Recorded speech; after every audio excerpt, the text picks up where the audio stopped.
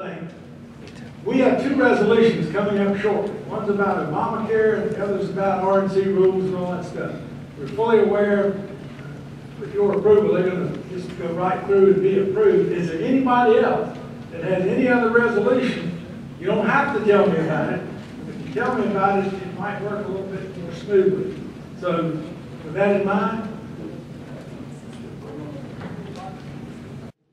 good deal. All right, we've got two resolutions. I'd like to put them together. There's been a slight change by Glenn Bradley. Did you figure out how old you were when in 94 when I was in the house? 21. I know better than that. I think you're 100 today. You sure? You know? All right, anyway. He wants to take the 3rd district resolution, and instead of being the 3rd district, he wants it to be the entire group. Got no problem with that. Let's put them together, approve them, and move on. What we got to do is get you all to approve, bring them up. And we'll do it by unanimous consent if you like, and we don't need to get into it further than that. All right, now for the chairman, we can do this the hard way or the easy way. The way he mentioned is the easy way. Without any objections from you all, we will combine the two resolutions into one. We will allow the makers of the resolutions to speak on them and to discuss them, and then hopefully, if you do not object to this, you will also not be objecting to hearing these today, because they weren't submitted in time. 2/3 of you need to approve even hearing them today. Now, if there is any objection to doing this, we have to take some votes, and we can certainly do that. Is there any objection to considering the two together? All right. Make sure you all heard that. That's David Burton, Wake County. David Burton is objecting. I would accept the recommendation of the chairman of the motion to consider the two resolutions that we have. Let me say what they are. The first one is a resolution supporting the return of federal money intended for the establishment of a state federal healthcare exchange in North Carolina. And I think the second one is a resolution opposing the 2012 RNC Rules Changes. Does you understand, Mr. Chairman? All right. Those are the two resolutions that we have. The motion by the chairman is that we consider those two together. Is there a second? Second. Heard a second. King Cotton West, second. Is there any discussion or debate? We'll let Mr. Burton speak his opposition. That microphone is on. Yeah, I actually have no objection to one of the resolutions, but the other resolution I think has some problems. The one on the RNC rules change, which says the proposed changes would have taken away the ability of state and local bodies, blah, blah, blah. There's some problems with that. The rule is actually in place. It passed. It's not proposed and it not would have. It did whatever it was going to do. I don't think this correctly characterizes what it did here. So I think some debate is in order for this one. I have no objection whatsoever to the one on healthcare exchange. All right. Chairman, can I respond to his objection? Yes, you'll approach the microphone. Y'all going to hear what Dave's concern is, and they're legitimate. And the point is, these are non-binding resolutions. Really not going to do anything. We will take it. Committee's coming here in January. We will address those issues, make sure that it's worded correctly, and we'll present it in that fashion. So I agree with what you said, but we'll take care of that. And again, don't get carried away as to what this is going to do here and how it's going to happen. All right, for what purpose? What's your point? Well, is this a point of information or are you making a point? Okay, for what purpose did you rise, sir? Respond very briefly. Okay, Dr. Fisher, if it's okay, Dr. Fisher, would you like to be heard on the motion to combine? Where's my microphone? Is that microphone?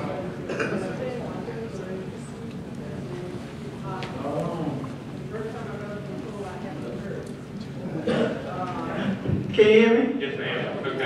One of the things that happened that it wasn't clear at the convention, an actual amendment to that bill was passed, and it didn't pass as people thought it did. And so the resolution, as the chairman said, is okay because we're going to take it up again this month. Okay, thank you for that point. And ladies and gentlemen, keep in mind, the motion was made to combine these resolutions in order to save time. So if we spend too much time debating whether to combine them, we're not going to save the time we hope to save. Yes, sir. What's your John from Woodbury County. Just want to point out that the part that Dave's concerned with is just the whereas clause. It's not part of the resolution itself. Okay. All right. Great. Thank you. Is there anyone else wishing to be heard on the issue of whether to combine these two motions? On the issue of whether to combine these two motions? Helen Vanilla, Brunswick County. I have no problem with combining, although they are totally different topics, which does raise some concern. And there are a number of inaccuracies within the resolution concerning the RNC rules, and I hope that we are not starting out our debate with the presumption that we will just simply pass this resolution without some thoughtful debate, because there are a number of inaccuracies. And as a member of the RNC Rules Committee at the convention, a number of those need to be clarified. That's the lady that told me specifically the rule change was made to keep that. As always, you're accurate and on the mark, but as Ada said, we don't know what it's going to look like. The point to me is we don't like what they did, and as soon as we find out what they've really done, we're going to voice our displeasure on the basis of it happens at the grassroots state party level. It's not imposed top-down on us. So again, just stay tuned. And what I would propose is Paul and Steve and whoever, based on what's happening in the RNC, will draft a resolution, submit it, or give it back to the folks who presented it first. And this is where we think this ought to be. This is what it ought to say, and then we'll present it in that form. So just, if you will grant me the latitude to do that, very clear what your desire is, and I'll make sure it's clear what my intentions are. And I think all I need you to do is take yes for an answer. All right, thanks, Mr. Chairman. Any further discussion or debate? Call the question. The question's been called. We'll now move into an immediate vote. Seeing no others approaching the mics. All those in favor, here's the motion. The motion is to combine these two resolutions into one, consider them at the same time. So if all those in favor of the motion, please respond by saying aye. Aye. Opposed, nay. Nay. The ayes have it. Motion carries. We'll now move into immediate consideration of the two resolutions at the same time. And the chair, to facilitate that, is going to recognize the makers of both resolutions to simply not read the entire resolution, but to simply explain the resolution for the benefit of the body. Do we have the folks who drafted or who will be presenting the two resolutions? Right here? Okay, you folks will decide amongst yourselves who will go first. The chair will recognize you both to explain the resolution one right after the other. Kim West, Washington County. The Obama health care, just an opportunity to give our administration, our newly elected Republican governor, House, and Senate an opportunity to make an educated decision rather than the one by Bev Perdue.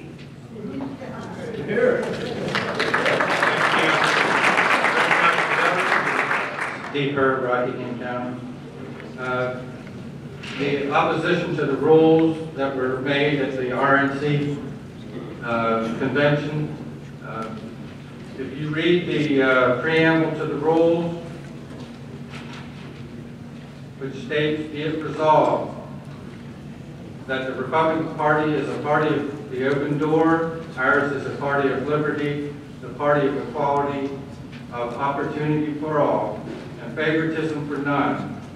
It is the intent and purpose of these rules to encourage and allow the broadest possible participation of all voters in the Republican Party activities at all levels, and to assure that the Republican Party is open and accessible to all Americans. These rules, the Rule 12 in particular, allows the Republican National Committee to change the rules at any time between now and the next convention, which is a complete turning this preamble upside down. All right, thank you. There's any discussion or debate on the resolutions. The chair will recognize the chairman for timeout. Steve called me about this resolution. We had a great discussion. I pointed out, anytime y'all got something on your mind, we work together to do what you want to do. I told her it was out of order, it didn't meet all the rules, but we're going to figure out a way to get it up there. So that's exactly what we did, and that's what we need to do for the rest of it. All I recognize the delegate for purpose rise. Point of information. Okay, what's your point? Just like to ask, do I understand correctly that we have an amendment by consent to replace the reference to certain reference districts with the state public party? Yes, without any objection, that's being made. All right, what purpose rise? No? To object to the resolution opposing the RNC rules change. Okay, you have time not to see 2 minutes. Thank you. My name is Helen Panullo. I was elected a national delegate from the 7th Congressional District, and the delegates from North Carolina elected me to represent them on the RNC Rules Committee at the convention. I think people need to know there was extensive discussion on all of the rules at the convention. There was one that is stated here, that was going to give candidates really undue sway on delegates. But the bottom line of the change is to ensure that delegates vote in accordance with the results of the primaries in their states, or as the caucuses in their states.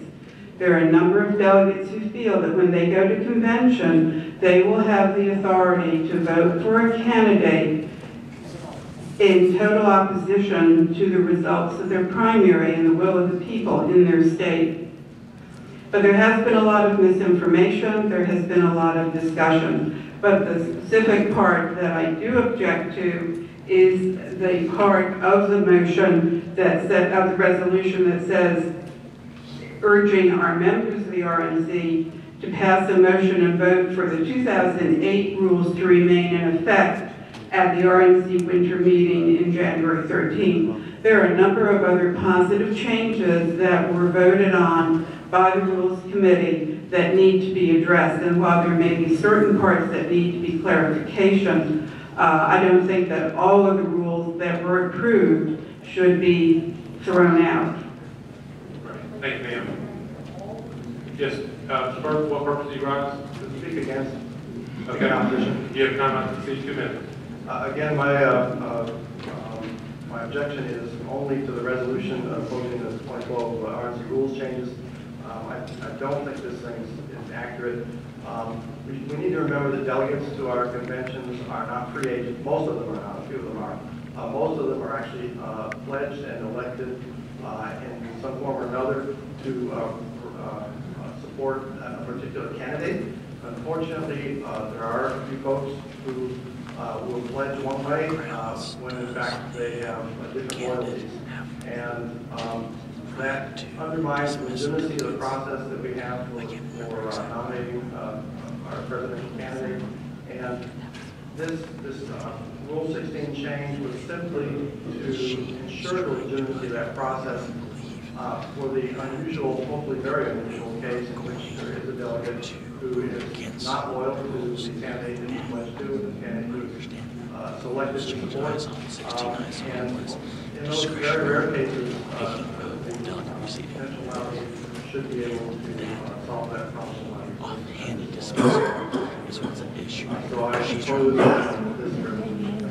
Thank you, Chair. Thanks, Delegate. What purpose do you rise? I rise in support of the rules change. Okay, you have time not to see 2 minutes. Ken Nelson, Mecklenburg County. The problem that some of us have with this rule change is not a North Carolina-centric problem. The problem is this rule change takes away the right of Iowa to decide the way Iowa wants to do their caucus, the way Minnesota wants to do their caucus, the way any state wants to run their process. The national RNC should not tell a state with a history and a tradition of running their caucuses the way they want to run their caucuses, how they pledge their delegates. The issue here is what the Republican Party is all about, and that is about local control of their own parties. Not Washington telling the states how to run their parties, but the states telling Washington how to run the party itself. And that's why this resolution must pass. And North Carolina must be on the cutting edge. Thank you. The level rise. Linda DeBoer from Cumberland County. It's a point of information. I have a question for the chair. Yes, ma'am. What's your point? Robin, when we were in Tampa, you gave a pretty impassioned plea to support the rules changes, and I know there were some modifications even after that meeting. Could you clarify for those of us who heard you give that presentation why you would now support this resolution? I'm just really a little bit unclear. There's no contradiction in terms. I have not flip-flopped. We got surprised by a circumstance down there that none of us saw coming, and we tried to do as best we can. What we're really doing today, folks, is moving forward the concept that has been ably put forward by fact. We, the grassroots and state parties, have got our role, and we're not being usurped by the National Committee. And that's why these things weren't presented properly. They're out of order, but we found a way to do it because we all agree that this is something important. So all I'm asking is for your support, for your chairman, to take this circumstance. And Helen is absolutely critically important in this. Is on the rules. She's got her job nationally as well as locally. I'm going to address this for her and all parties concerned so that the document we end up with is appropriate and does what we need to do. Really don't need to worry, and we need to move on. I'd like to call for questions. I'll wait and let one that's might speak. I'm just trying to find a way to get you all what you want, what you need. Do you speak in favor of the resolution? Okay, you recognize the time. I just see 2 minutes. Thank you, Mr. Chair. One of the things that we have to realize here is that throughout the entire United States, we did not have a problem with faithless delegates. Those who were bound voted according to how they were bound. North Carolina voted exactly according to the popular vote. This has not been a problem. The whole idea that it would be a problem was invented on rumor and innuendo, and we shouldn't be going there. We should not be taking power away from the grassroots just because we're afraid that someday some grassroots movement somewhere may decide to rise up. That's crazy. And the other thing is, since the beginning of the Republican Party, we have had this idea that the rules that have been adopted at one presidential RNC convention remain the rules until the next one. Now that they can change the rules halfway through, we have no idea from the beginning exactly how it's going to be at the end. And this is something that we have to account for. We do not have a republic if we can change the rules in midstream. This is a representative republic, and I think that we should support this resolution.